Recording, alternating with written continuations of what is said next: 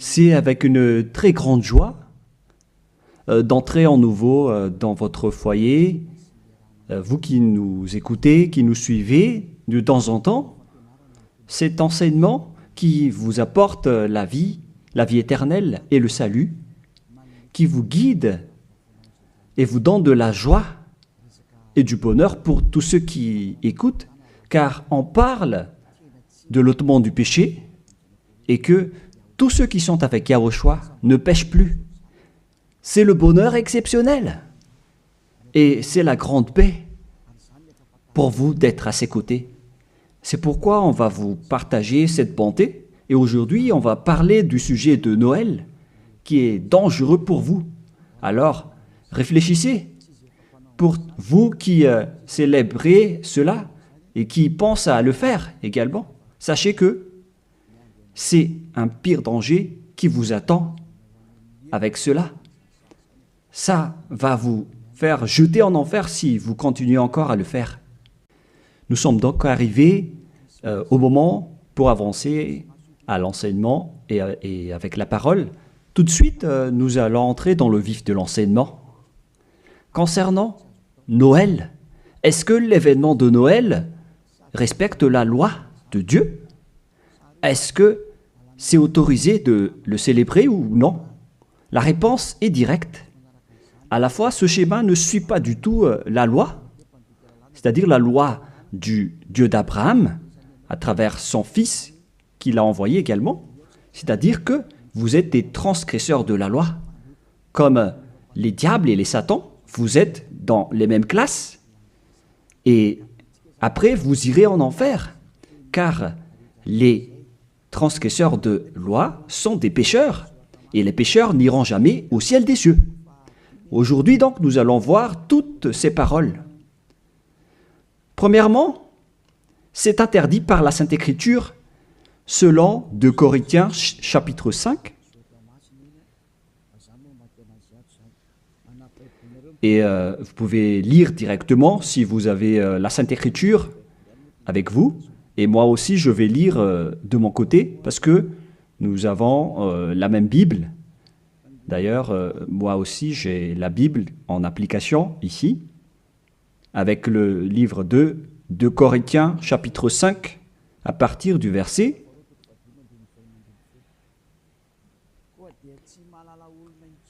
au verset 16. 2 Corinthiens, chapitre 5, verset 16. Aussi, désormais, nous ne connaissons plus personne selon la chair. Et si nous avons connu Yahushua selon la chair, à présent, nous ne le connaissons plus de cette manière. On ne doit plus alors le connaître ainsi. C'est interdit de le connaître selon sa chair. Je parle bien de sa chair, car lorsqu'il est né, il est né en tant que chair. Un enfant est né pour nous. Vous connaissez bien ce schéma. On parle d'un enfant et non pas d'un esprit. On n'a pas dit que c'est un esprit qui est né pour nous.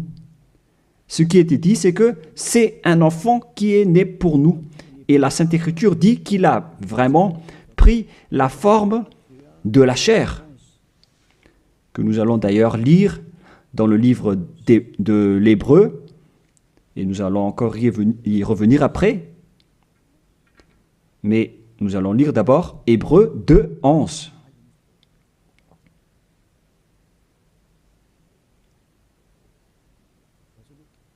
Oui, il est passé déjà. Attendez un peu. On dirait que ce n'est pas le bon verset, ce qui est écrit ici. Non, c'est Hébreu 2, 14 et non pas 11. Voilà, verset 14 et non pas 11.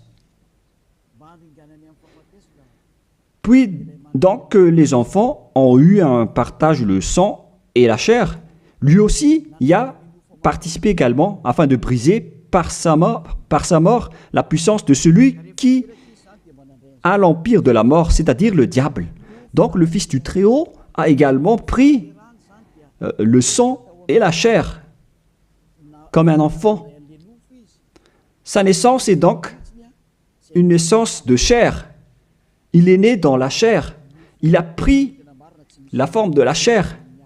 Et cette chair qu'elle a pris à l'époque, c'est de la chair du péché.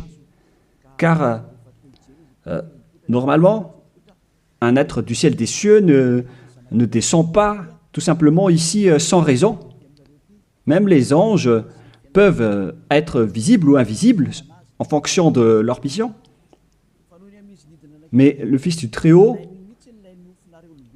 qui ne devait pas venir ici, il a sa forme spéciale venant du ciel des cieux, mais puisqu'il devait venir ici, donc il a dû prendre la chair humaine qu'il a vêtue en tant que chair de péché. C'est-à-dire que la chair de Yahushua, c'était de la chair de péché, où il y a plein de péchés.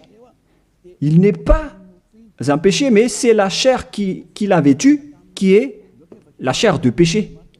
Donc si on regarde la chair qu'il a vêtue, on voit vraiment que c'est de la chair du péché. Et nous allons d'ailleurs voir la parole de Dieu à ce sujet. Nous allons encore lire ce verset avant de revenir à la première. Donc, Romains, chapitre 8, au verset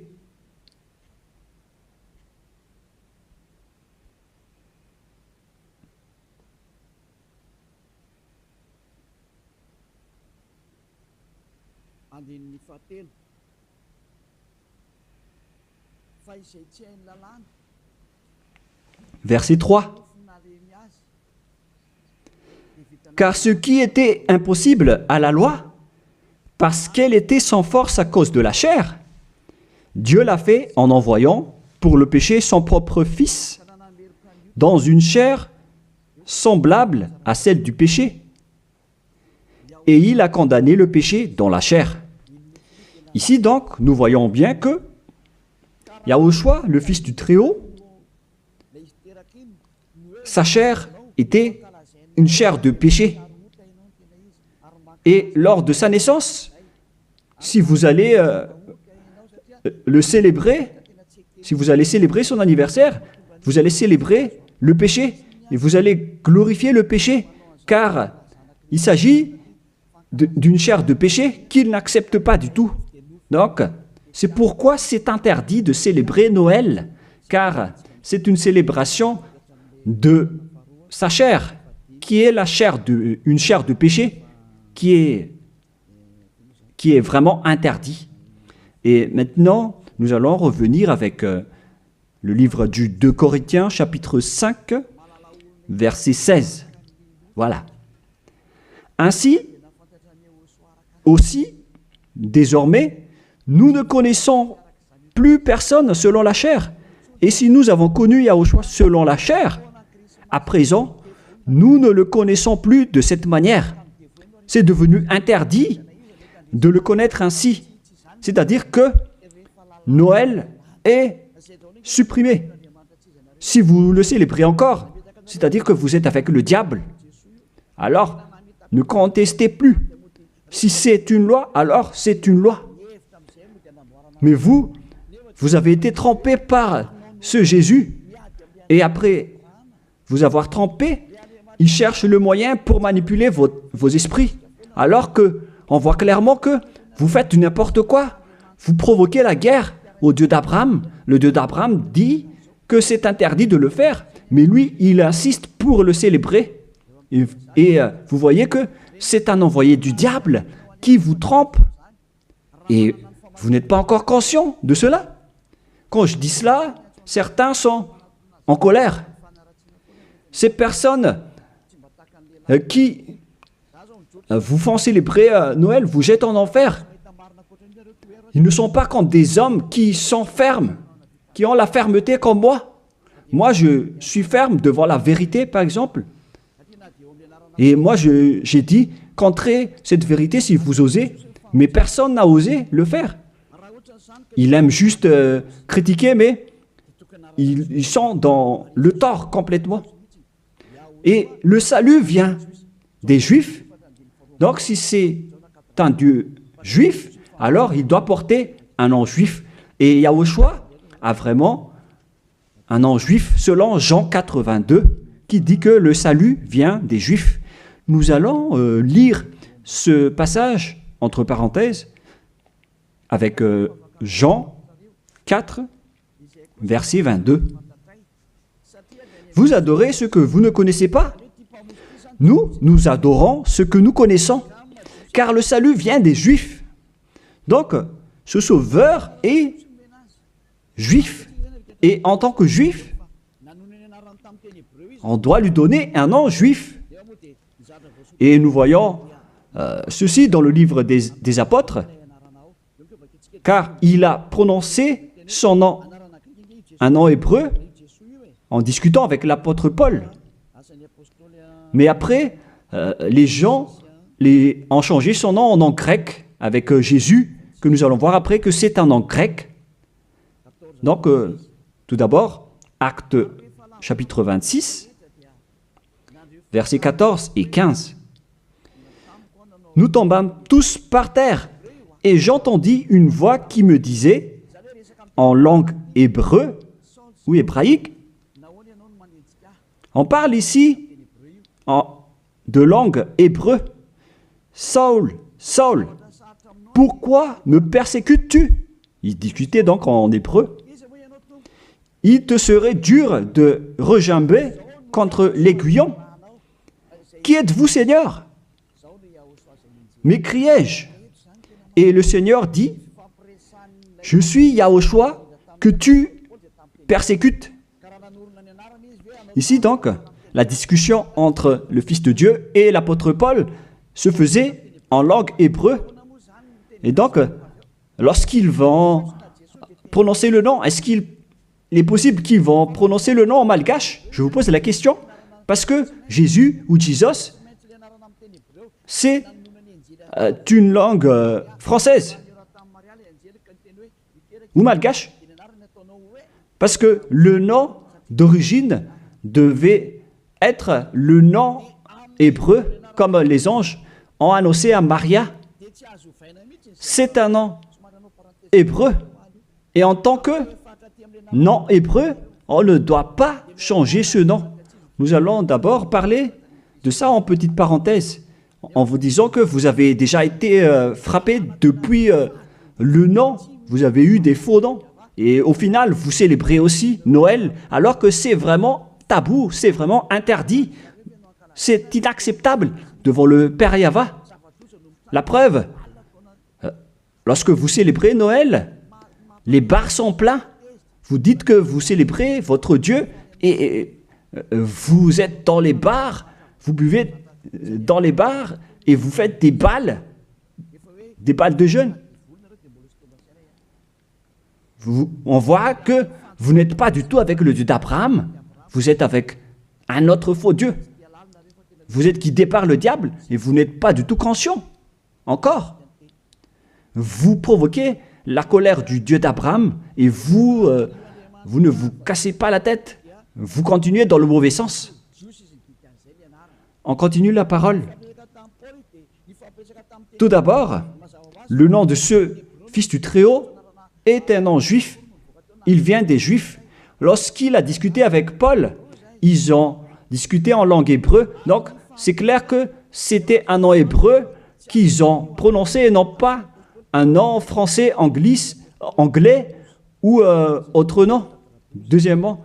Et troisièmement, on ne doit pas changer ce nom selon Actes des Apôtres 4.12. Il ne faut pas changer ce nom. Et vous étiez déjà frappés depuis cette époque. Mais ceux qui font la grosse tête et qui ne se soucient pas, alors tant pis pour eux. Acte 4.12. Et le salut n'est en aucun autre, car il n'y a pas sous le ciel un autre nom qui est donné aux hommes par lequel nous devions être sauvés. C'est à travers ce nom, donc, ce seul nom, qu'on obtient le salut.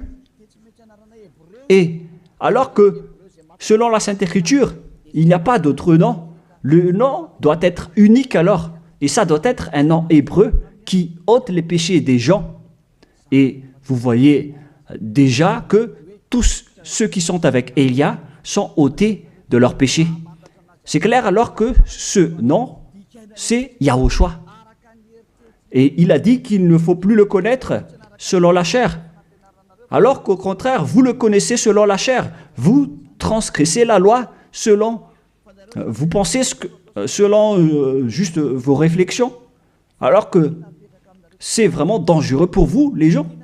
Est-ce qu'on va suivre vos habitudes, les humains, ou est-ce qu'on va suivre l'habitude du Dieu d'Abraham? La question se pose pour vous. La réponse, vous avez fait ce que vous aimez, et lui aussi, donc, il va aimer vous jeter en enfer. Alors, vous pouvez continuer à faire ce que vous voulez, mais après votre mort, vous irez en enfer. Et les prêtres et les pasteurs ne pourront pas vous sauver. Eux aussi, ils vont être jetés en enfer, tout comme vous, avec le même résultat. Mais pourquoi vous n'écoutez pas cette vérité? Ou bien vous aimez juste critiquer ou contrer? Réfléchissez tous. Vous n'êtes que des humains mortels, alors ne soyez pas fiers de vous. Ne dites pas que vous êtes puissants. En un clin d'œil, vous pouvez redevenir poussière. Et vous allez être jugé par le propriétaire de cette parole, qui est le Dieu d'Abraham. Et c'est ce Noël lui-même qui va vous condamner. Nous allons lire maintenant que ce Jésus, c'est un nom grec. Nous allons lire directement sur Wikipédia. Vous pouvez afficher directement. Nous voyons donc ici que Jésus, en grec, Jésus, voilà. Et ce terme Jésus vient donc d'un terme grec venant du terme Jésus. Et je vais vous enseigner l'origine du terme Jésus, parce qu'il y en a qui traduisent bêtement en disant que c'est Yahushua, Yeshua, qui ne sont que tous des faux noms. Mais selon le nom hébreu, son nom c'est Yahushua. Et vous ne devez jamais, en aucun cas, le changer en Jésus. On ne doit pas exploiter un nom propre comme cela pour dire qu'on va le changer comme ceci, comme cela. C'est le diable qui fait cela. On ne change pas un nom propre. Et je vais entrer en détail sur ce sujet, sur l'origine du nom Jésus, car ici on dit que c'est un nom grec. Où est donc l'origine de ce terme Jésus? Nous allons donc expliquer à travers cet enseignement. Vous pouvez afficher directement. Donc, le nom du Dieu grec, c'est Zeus. Zeus. Et lorsqu'il invoque le nom de Zeus, il l'appelle Sus. Ce Zeus, donc, se lit Sus, en vérité. Et ce Sus, lorsqu'on lui donne du respect à leur Dieu, il rajoute un Yé devant, comme avec les Allemands qui rajoutent un L, comme L Hitler. Le L, c'est un signe de respect. Et ici, donc, pour les Grecs, pour respecter leur Dieu, ils rajoutent un Yé devant le nom, et après, ils écrivent le Jésus, Jésus, que nous avons vu tout à l'heure. Et c'est ce terme Jésus que les catholiques romains ont traduit en Jésus. Jésus. Jésus. Donc c'est devenu un petit Z par là.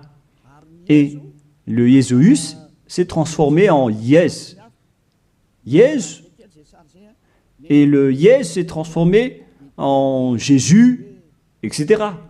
Nous allons aussi suivre ce schéma à partir de Jésus. Et ils ont changé le U en J.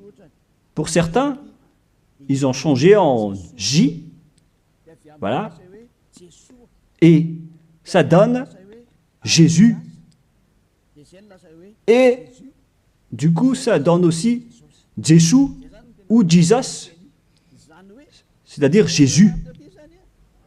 Voilà donc la structuration de ce terme. Ce Dieu-là, alors, c'est bien un Dieu grec. Ça n'a rien à voir avec l'hébreu.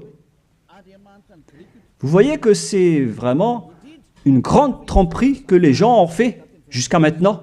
Vous adorez le Dieu grec. Et surtout, avec le sujet du 25 décembre, je vais entrer tout de suite là-dedans, car je veux dire que c'était depuis ce roi diabolique, à l'époque, qu'on a célébré donc cette date du 25 décembre, en célébrant aussi le dieu Zeus olympien, qui a inventé d'ailleurs les Jeux olympiques.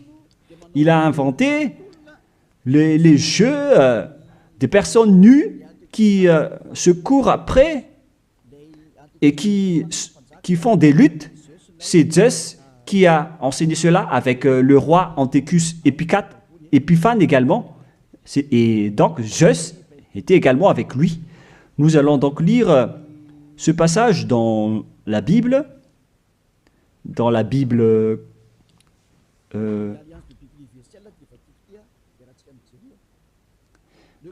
l'Alliance biblique universelle que je vais lire. Le 15e jour du mois de Casleu, l'an 145, le roi fit construire l'abomination de la désolation sur l'autel. Il construit aussi des autels dans la ville de Juda. On voit aussi donc ce verset dans le livre de 1 Maccabée, chapitre 1, verset 54 pour une autre version, et verset 57 pour une autre version. Donc, si vous avez le livre du Maccabée dans la Bible catholique, je vais relire encore une fois chez moi, et vous voyez sur l'écran en langue malgache, qui est plus convenable, mais le voilà. 1 Maccabée, chapitre 1, verset 57 pour une autre version, et pour une autre version, c'est verset 54. Et donc, on a aussi le verset 57 pour l'autre version. Le voilà. Le 15e jour du mois de Casleu, l'an 145, ils construisirent l'abomination et de la désolation sur l'autel des holocaustes. Ils construisirent aussi des autels dans les villes de Juda, alentour. Quel est alors le rapport de cette histoire avec ce que je dis ici? C'est que il y avait un roi qui a provoqué la guerre au Dieu d'Abraham, qui a profané son temple, qui a fait des abominations dans le temple. Et cet homme, il est entré dans le temple de Jérusalem à la date du 15 du mois de Casleu, et il a construit des autels, des holocaustes dans ce temple. Et avec ces autels, il va pratiquer des sacrifices d'holocauste. Et après, à la date du 25 décembre, il est encore entré là-dedans, dans le temple, en faisant des holocaustes. Ce que je veux dire, c'est que c'est ce Antiochus IV Épiphane qui est le propriétaire de cette fête.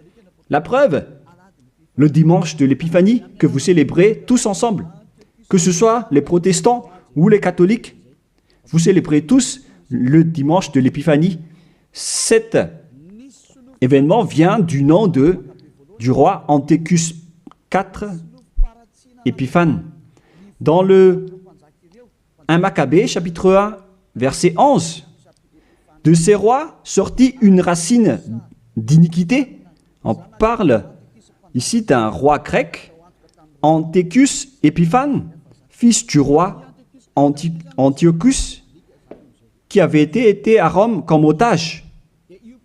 Donc, selon ce schéma, ce Antiochus IV, Épiphane, c'est un roi grec. Et ce roi est entré dans le temple. Et lors du 14e jour déjà, où on va préciser, pour ne pas faire une erreur, nous allons bien préciser, car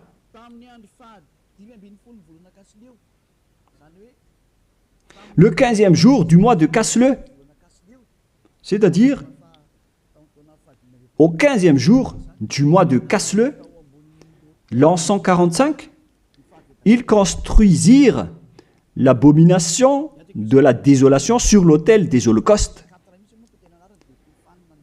C'est Antiochus IV Épiphane donc, qui a fait cela. Antiochus IV veut dire qu'il est au 4e rang, des rois plutôt. Mais on lui distingue avec le nom d'Épiphane, avec le dimanche de l'Épiphanie que vous célébrez. C'est-à-dire que cette fête appartient à Antiochus IV Épiphane. Voilà ce que ça veut dire. Et nous allons lire un peu après. Et maintenant, le verset d'en bas, verset 62. Le 25 du mois, il offrait un sacrifice sur l'autel qui avait été construit sur l'autel des holocaustes.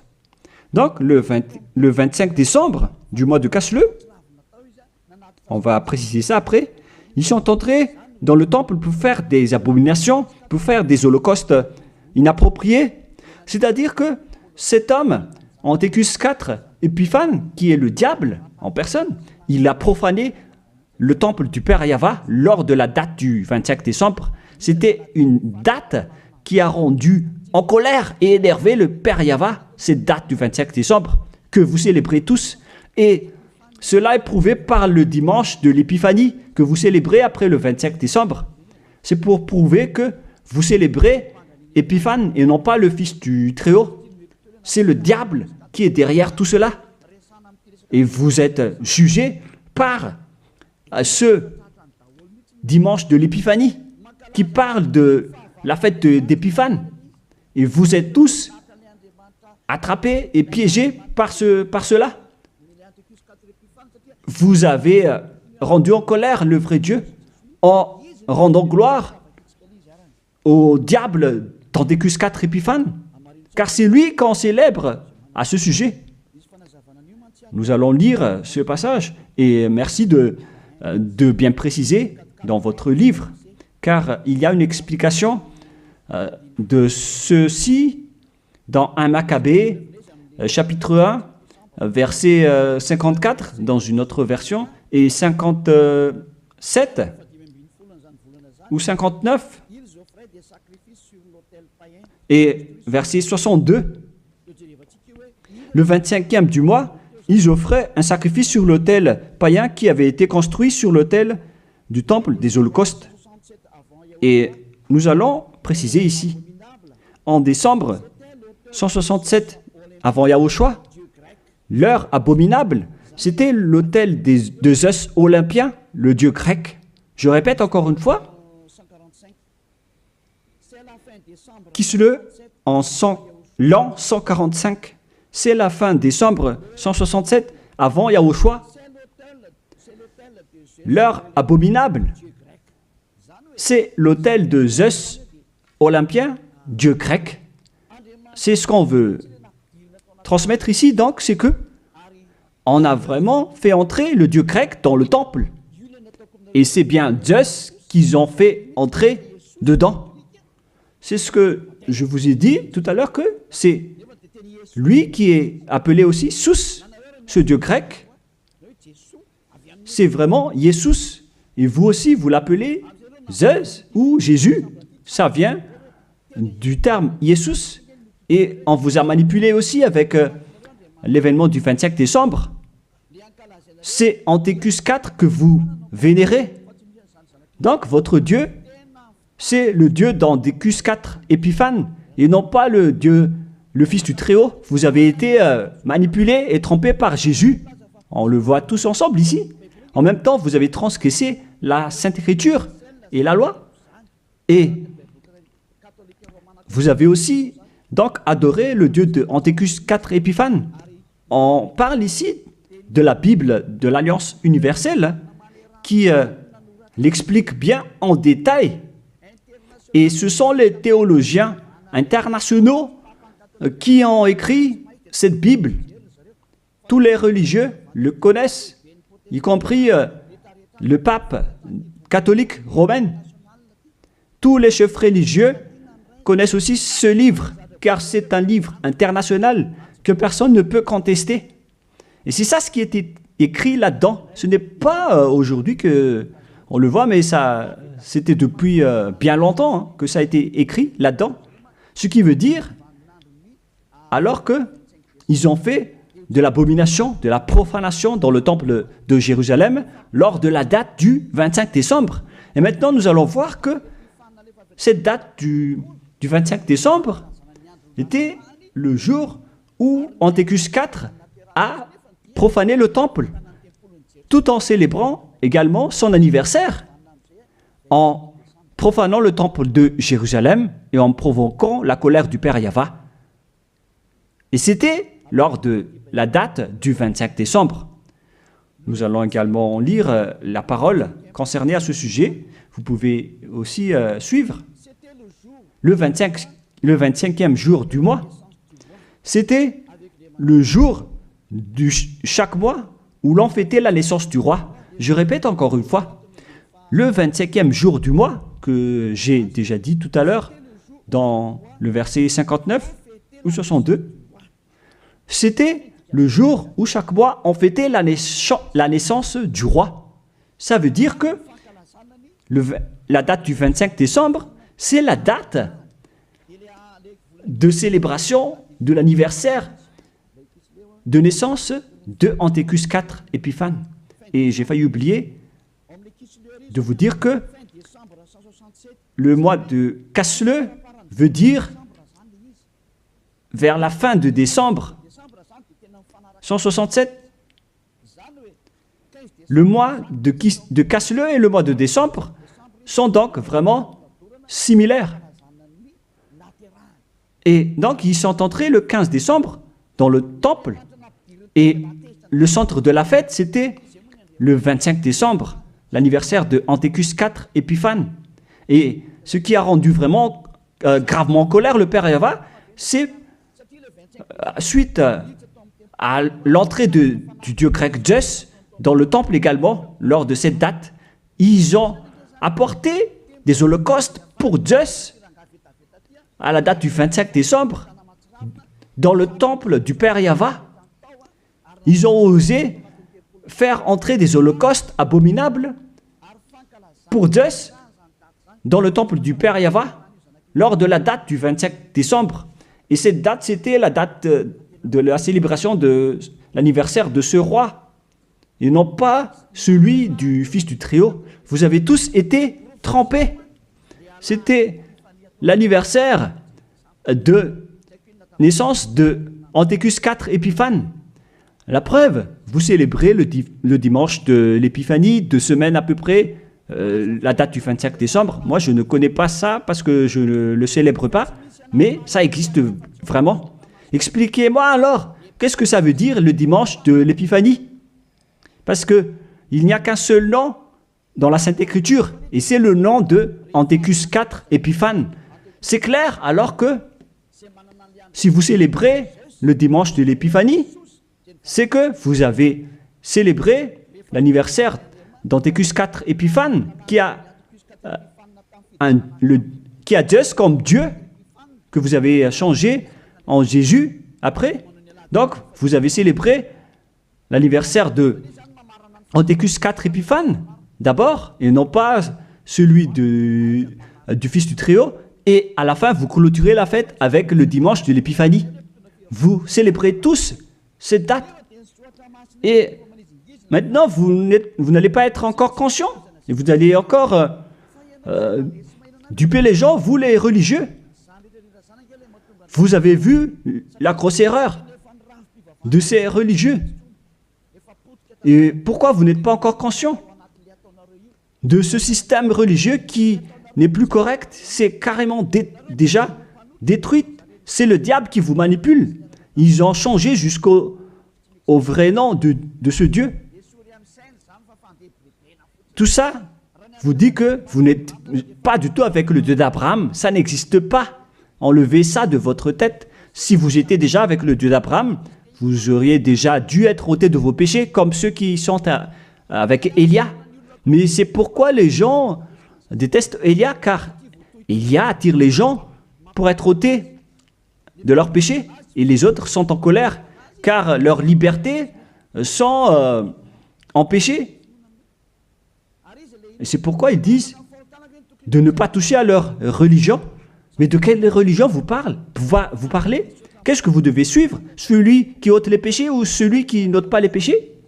Faites votre choix, mais la Sainte Écriture dit que il faut croire à celui qui ôte les péchés, c'est-à-dire Yahushua. On parle de celui qui ôte les péchés. À vous de réfléchir. Mais après, on vous demande de célébrer le dimanche de l'Épiphanie. Mais c'est quel événement? Et je répète encore que c'est la suite de l'événement de l'anniversaire d'Antiochus IV Épiphane. Car lors de cette date, vous avez aussi glorifié le dieu grec Zeus, Jesus, après, ou Jesus, selon les Anglais, Jésus pour les Français. Vous avez donc tous célébré le dieu grec en célébrant aussi l'anniversaire de Antiochus IV Épiphane et non pas celui de Yahushua. Le Fils du Très-Haut n'avait pas cette date de naissance. C'est pourquoi ce Jésus est vraiment un grand imposteur. C'est vraiment une grande tromperie qu'il a fait. Et vous n'allez pas encore être conscient que ce Jesus ou Jésus ne vous ôte pas les péchés. Et sachez que les pécheurs n'iront jamais au ciel des cieux. Car si c'était possible, alors le diable aussi aurait eu l'occasion et l'opportunité d'aller au ciel des cieux, alors que les diables sont les chefs des pécheurs. Et ils n'iront jamais là-bas. Alors soyez conscients. Vous avez été trompés. Le Dieu que vous adorez, c'est le Dieu d'Antiochus IV Épiphane. Le Dieu Zeus. Et en l'an 2000, je ne me souviens pas précisément, la flamme olympique est arrivée à Madagascar. Cette flamme a d'ailleurs déjà fait le tour du monde et vous avez fait une grande culte religieuse sur le terrain de Mahamasne à l'époque pour glorifier et honorer cette flamme, alors que c'est la flamme de Zeus qu'on a pris en Grèce. Vous ne pouvez pas nier cette parole, ça a existé, hein. C'est la réalité. Vous avez pris cette flamme en Grèce sur le mont Olympe qui a le feu qui ne s'éteint pas jusqu'à aujourd'hui. Il parle de la présence de Zeus. On a pris cette flamme là-bas et on l'a amenée à Madagascar. Et toutes les églises, les protestants, les catholiques, ainsi que les petites églises, se sont réunis pour faire une culte de prière ensemble à ce moment-là. Mais moi, j'ai dit que vous faites n'importe quoi. C'est une erreur que vous faites. Et tout le monde a reculé après. Et ils ne l'ont plus osé le faire. Peut-être qu'ils l'ont refait, mais ils l'ont fait discrètement. Parce qu'ils connaissent déjà que l'ambassadeur de Yahushua va encore se lever pour blâmer et pour critiquer. Mais cela prouve que cette flamme vient du mont Olympe, le montagne de feu. Et ils ont pris donc cette flamme là-bas, car Antiochus IV Épiphane, il a créé les Jeux Olympiques avec les jeux de lutte, avec des personnes nues. C'est Antiochus IV Épiphane qui les a créés et qui les a enseignés. Il est le leader de ce genre de jeu. C'est pourquoi la majorité des sports se pratiquent nus, car c'est lui qui a inventé cela. C'est pourquoi on parle de Jeux olympiques. Ça vient du mont Olympe en Grèce, et c'est Zeus qui est dedans, que les Grecs ont appelé Jésus, Jésus pour les catholiques, et Jésus, au final, celui que vous adorez. Donc, vous adorez Zeus. C'est Zeus qui est votre chef. Et après, je ne me souviens plus si c'était en 2004 ou 2006, vous avez emmené la flamme olympique ici. Vous avez fait une grande fête au terrain de Mamas, qui a créé une grosse embouteillage comme pas possible. Ici à Tananarive, ça a vraiment été trop. C'était une grande folie. Ça prouve donc que votre Dieu, c'est Zeus. Car s'il n'était pas votre Dieu, alors vous n'aurez pas dû faire de la prière ensemble avec cette flamme olympique.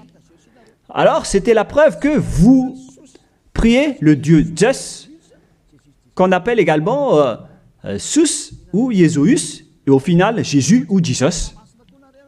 Qu'est-ce que vous allez encore dire face à cela?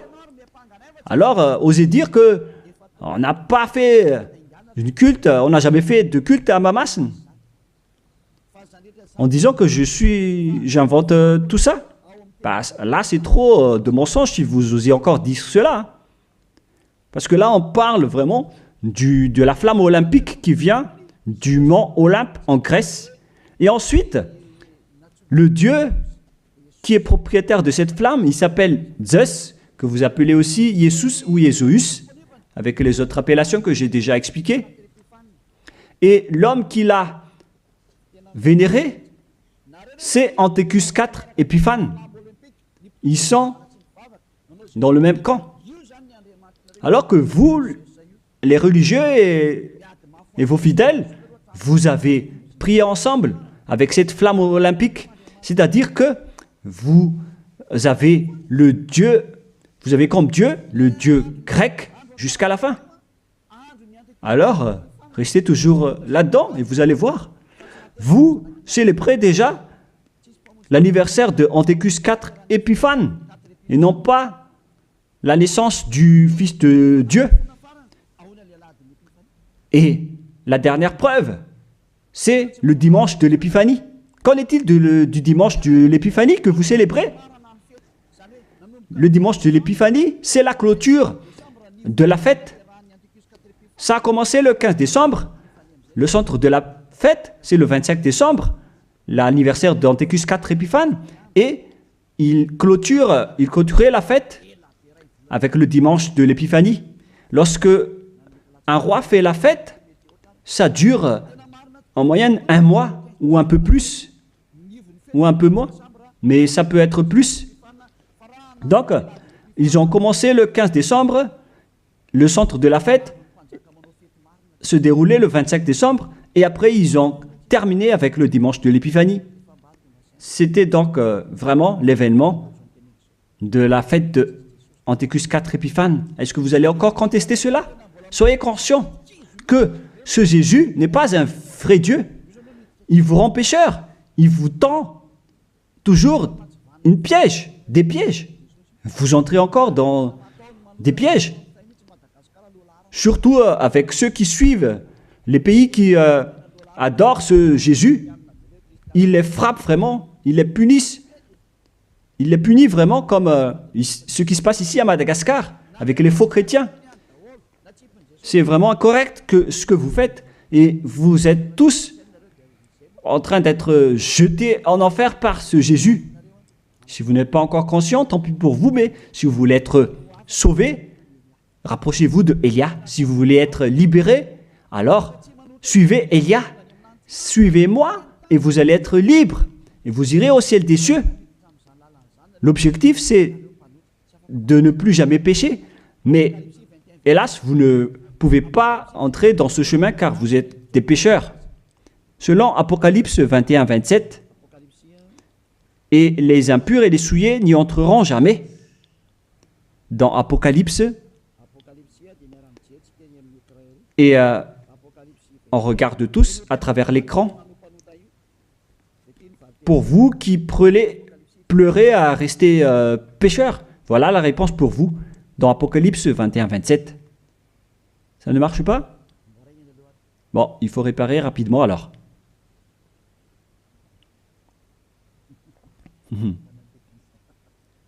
On a vu la main du technicien, c'est pas grave parce qu'il travaille. Apocalypse 21-27. Et il n'y entrera rien de souillé. Voilà ce qui est dit dans votre Bible. Donc, les pécheurs n'iront jamais au ciel des cieux. Vous vous trompez d'adresse. Vous avez un faux espoir. Vous avez vraiment été frappé par ce faux Dieu, par votre faux Dieu qui n'est qu'un imposteur. Si c'était un vrai Dieu, il aurait déjà dû vous ôter de vos péchés. Mais voilà, il vous a trompé. Voilà, vous ne pouvez plus répondre avec le dimanche de l'Épiphanie. Qui vous a fait célébrer cette date? Pourquoi vous l'avez célébrée? Vous l'avez célébrée pour vous enchaîner en ce moment. Car là, le dimanche de l'Épiphanie clôture la fête du roi. Et donc, vous avez célébré la fête du roi. On vous attrape par ceci. Vous dites que le 25 décembre, c'est la date de naissance de Jésus, alors que vous adorez Zeus, le dieu grec, le dieu d'Anthécus 4 Épiphanes, et en même temps, vous célébrez l'anniversaire d'Anthécus 4 Épiphanes, tout en adorant le dieu Zeus olympien. Je vais terminer ma parole, et les techniciens ont fini la réparation. Vous pouvez afficher maintenant. Apocalypse 21-27.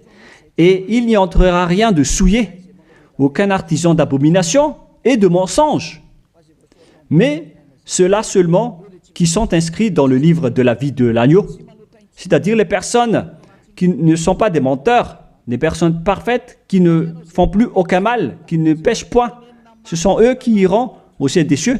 Mais vous, qui êtes abominables, qui ne se soucient pas de cette parole, vous pouvez continuer ce que vous faites, mais ne soyez pas morts. Si vous avez la grosse tête, ne soyez pas morts. Mais ce qui est ridicule, c'est que lorsque vous êtes malade, vous êtes obligé de chercher un médecin. Mais où est passée votre puissance ou votre force? Si vous cherchez un médecin, lorsque vous êtes malade, c'est-à-dire que vous êtes faible. Alors ne faites plus ça. Pourquoi chercher encore à mettre des obstacles à ce royaume de Yahushua qui vous prêche la liberté et l'affranchissement? Mais vous êtes inconscient de provoquer la guerre au Créateur. Si vous êtes conscient, alors rapprochez-vous et inscrivez-vous dans le baptême qui aura lieu le 8 mars prochain pour le dernier baptême, et ça va être terminé après. Vous pouvez encore faire des baptêmes avec les religieux qui sont pécheurs, mais lorsque les pécheurs baptisent d'autres pécheurs, le résultat c'est encore un pire pécheur. Un pire pécheur. Alors, soyez conscients. Nous allons donc lire pour terminer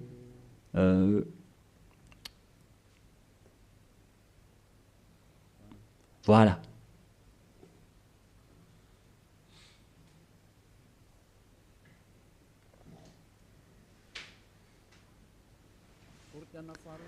De Corinthiens,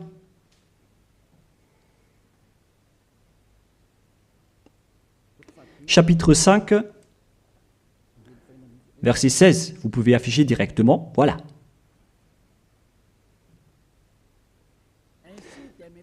Ainsi, dès maintenant, aussi désormais, ça fait depuis cette époque qu'on a précisé que ce désormais, mais ça continue jusqu'à aujourd'hui, nous ne connaissons plus personne selon la chair. Et si nous avons connu Yahushua selon la chair,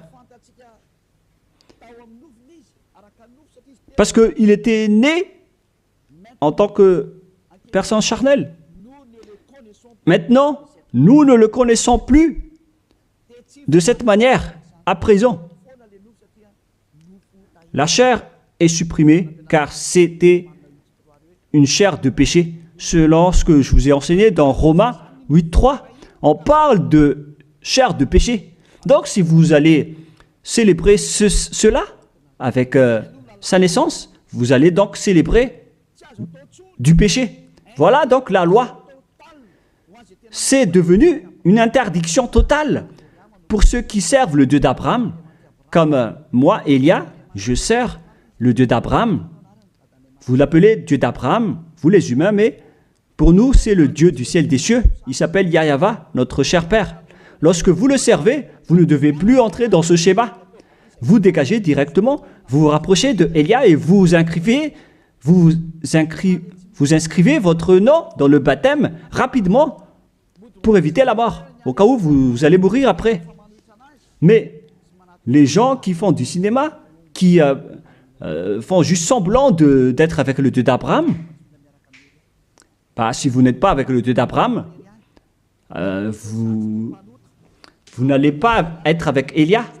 Mais ce sont seulement qui veulent être avec le Dieu d'Abraham et qui ne veulent plus jamais pécher, qui vont être avec Élia. Et je vais vous ramener au ciel des cieux. Voilà la fin de ma parole. Soyez conscients.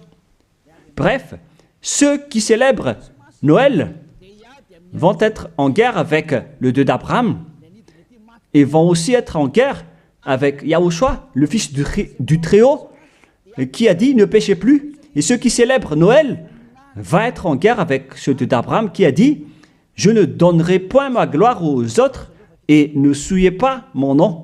C'est dans Ésaïe 48:11 que nous allons d'ailleurs lire.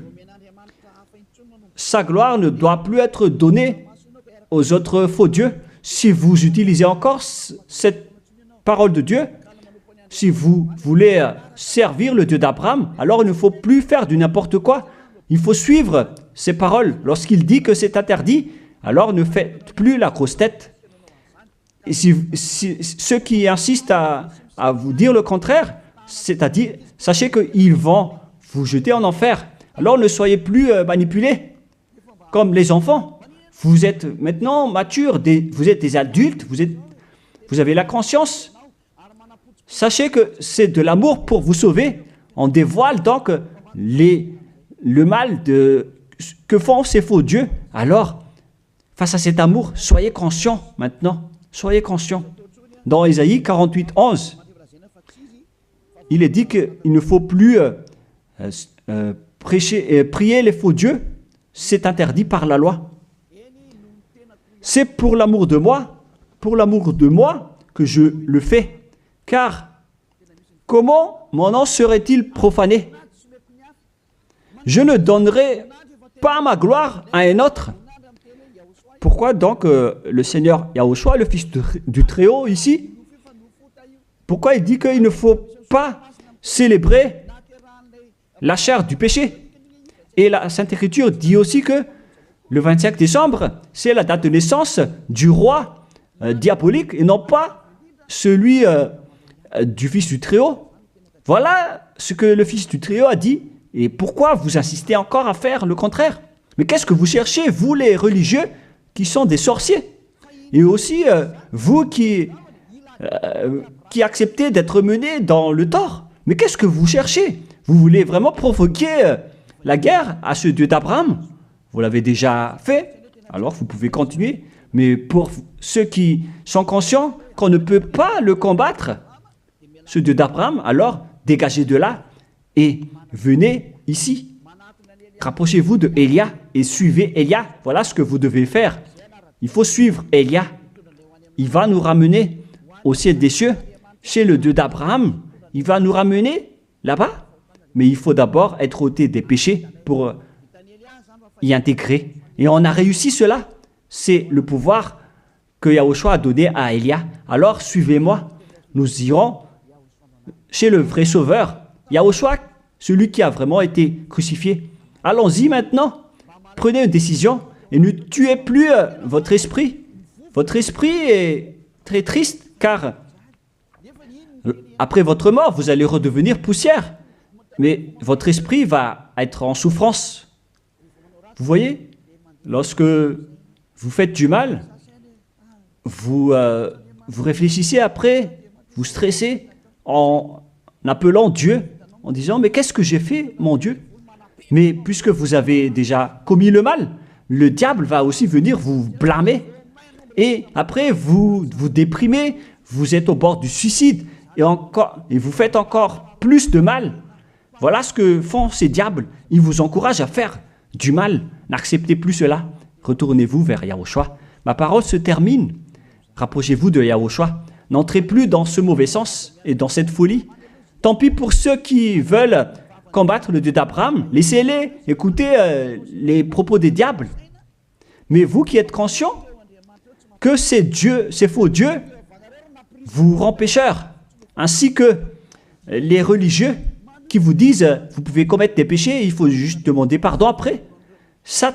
Tout ça transgresse toutes les lois du vrai Dieu. Si vous ont déjà tué, alors dégagez de là et suivez Élia.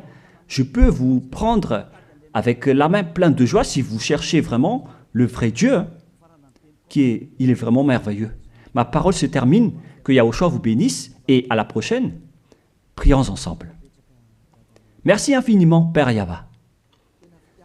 C'est vraiment de l'amour, cette parole venant de toi. Tu fais connaître aux gens la vérité. Tu as dévoilé clairement la grande tromperie pour ce monde, car le monde aussi te provoque énormément. Alors, c'est juste que tu envoies les châtiments. Avance la récolte, Père, et avance ta parole et ton châtiment sur cette terre, car le moment est venu. On a déjà annoncé les avertissements, mais personne ne se soucie. Ta décision est méritée. Père Yahva, il mérite d'être châtié.